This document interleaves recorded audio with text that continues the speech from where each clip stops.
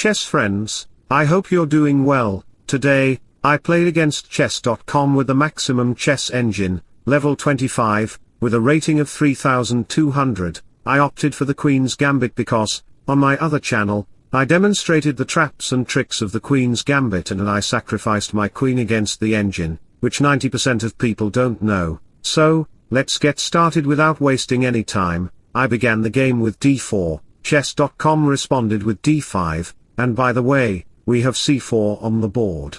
And I have many options to consider, such as capturing the pawn, playing c6 e6, or moving the knight to f6, the engine played e6, and in a few moves, I had g3 on the board, preparing to finetto my bishop to g2. Many players might consider capturing the pawn on c4 at this point, but it's just an intermediate move because I can later play queen a4 and pick up the pawn, or I can play a4. These moves are very possible, allowing the bishop to gain an open diagonal, bishop b4 check and bishop d2. The engine moved the bishop back to e7, that's quite an irrational move because you first moved the bishop to g4 and then brought it back. Why? You're giving me the opportunity to develop my pieces, of course. It's a chess opening move, but it's not advisable. After the bishop's retreat, both sides castled, and c6 was played. This pawn structure aims to control the center, especially d5. When my bishop comes into play, the engine captures the pawn, and I respond with a4. Now, I am preparing to play d4 when I get the chance and pick up the pawn. A few moves later, we had some pawn exchanges on c4, and queen c2 followed, attacking the pawn. The engine had no choice but to give up the pawn. Later, I played knight a3, attacking the pawn on c4, which was exactly what I wanted. After the rook moved, the knight captured the pawn, and rook c1 followed. You can see how my pieces are coordinating to attack your pieces. That's my approach in the Queen's Gambit. After the knight moved to b4, I played queen b1, and f6 followed. In this position, chess.com made another irrational move with f6, intending to play e5 and open the diagonal for the bishop. But by playing f6, it created a weakness that I can exploit by playing e4, attacking the knight. When the knight retreats, I can push e5, attacking the f6 pawn that was just advanced. Now from black's perspective, his best move is to consider f5, then I will capture the knight, and later I can play knight to d6, attacking through this file. Black can simply play queen to b6, and that is completely fine for black because the bishop can't really do anything along this diagonal, and the knight also can't do much to gain a positional advantage.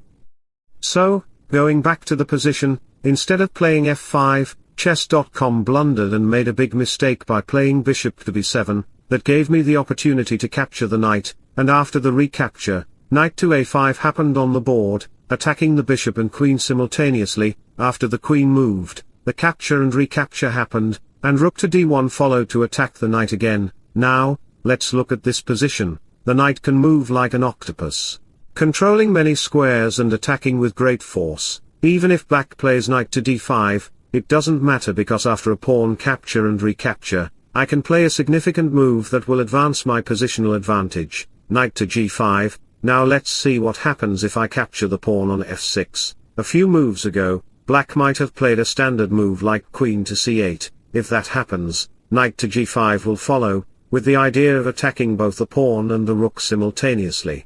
I'm also creating the threat of queen takes h7, which would result in a positional disadvantage for black. After knight to g6, black might consider rook to c7 to protect the rook from being captured by my bishop. In that case, I can capture the pawn on h7, and later, after a series of checks, knight to h7 will arrive with the idea of attacking both the rook and king simultaneously. The position will be lost for black.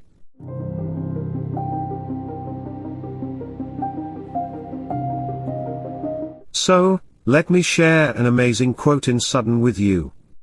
Love your family, spend time, be kind and serve one another, make no room for regrets. Tomorrow is not promised, and today is short.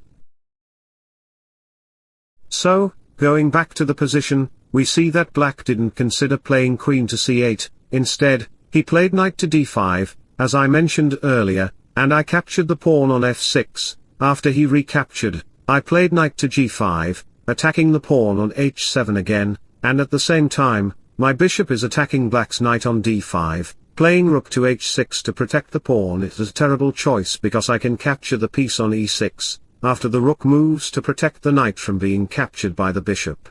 I can play a sneaky move that will shock you, knight to f4, attacking the knight on d5. The position will be lost for black. So, going back to the position, we see that playing rook to h6 is a very bad choice. That's why black should not come here and should instead consider playing rook to f5 to block the queen's diagonal.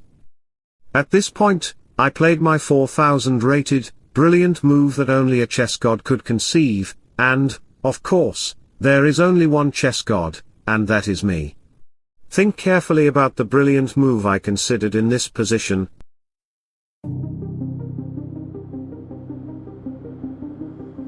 It was queen takes f5, it's absolutely mind-blowing. Do you know why? Because after you capture my queen, I recapture your knight on the d5 square, attacking your king. The king can't escape, because I can also attack your rook on the b7 square, and after you capture my bishop, rook to d8 will lead to checkmate. The game will be over for black. Therefore, chess.com played king to f8, and I simply moved my bishop back to f3, attacking the queen. After the queen moved, my rook came to d5, attacking both the pawn and the rook simultaneously. The position is just over for chess.com because I am focused on your pawn first, and after a check, I will capture the rook. In a few moves, you'll see that rook to d8 is coming, and that will lead to checkmate. The position is lost for black. And even playing king to g8 doesn't matter because my rook will simply move to d8, leading to checkmate. Therefore, you will have to play g6, which is a forced move to give your king a chance to escape to g7. After the rook check and the king's move up, rook to f7 appears on the board. After the capture, you can see that at the end of the day, I have a rook for the bishop, and this is completely winnable for me. You have nothing to do in this position. Slowly but surely, I will advance my king and rook, and eventually, I checkmated chess.com in this queen's gambit game. I demonstrated my tactics with a queen sacrifice. I hope you enjoyed the game. If so, don't forget to like and subscribe to my channel. Wishing you all the best. Bye bye, take care and see you soon.